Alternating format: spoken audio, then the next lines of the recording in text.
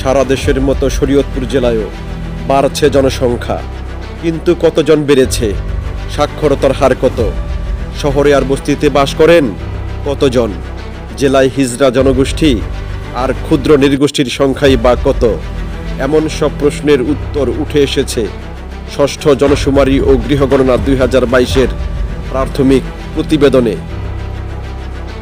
6টি উপজেলা, 5টি পৌরসভা, 64টি ইউনিয়ন পরিষদ, 7টি থানা এবং 3টি সংসদীয় আসন নিয়ে গঠিত 1181 বর্গ কিলোমিটার আয়তনের শরীয়তপুর জেলা ঢাকা বিভাগের একটি প্রশাসনিক অঞ্চল।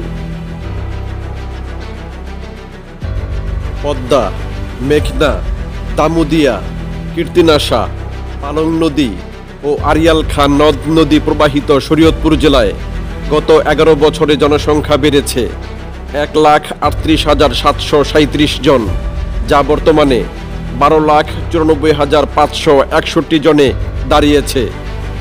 লিঙ্গভিত্তিক জনসংখ্যার হিসাবে 6,21,288 জন পুরুষ, 6,72,752 জন নারী। হিজড়া জনগোষ্ঠী বাস করেন 87 জন। ক্ষুদ্র নৃগোষ্ঠীর জনসংখ্যা 437 জন, যা জেলার মোট জনগোষ্ঠীর 0.03%। প্রতি বর্গ কিলোমিটারে জনসংখ্যার ঘনত্ব 984 জন থেকে বেড়ে দাঁড়িয়েছে 1,103 জনে। কৃষি প্রধান শরীয়তপুর জেলায় সাক্ষরতার হার 72.80%। জেলার মোট জনসংখ্যার 3,09,308 জন শহরে বাস করেন, আর পল্লী জনপদে বাস করেন 9,84,819 জন।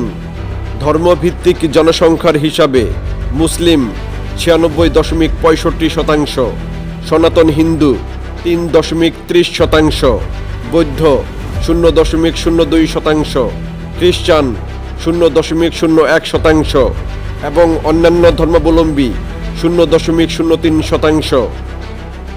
জেলায় ভাসমান মানুষের সংখ্যা 110 জন। বস্তিতে মানবেতর জীবনযাপন করেন 3,465 জন মানুষ।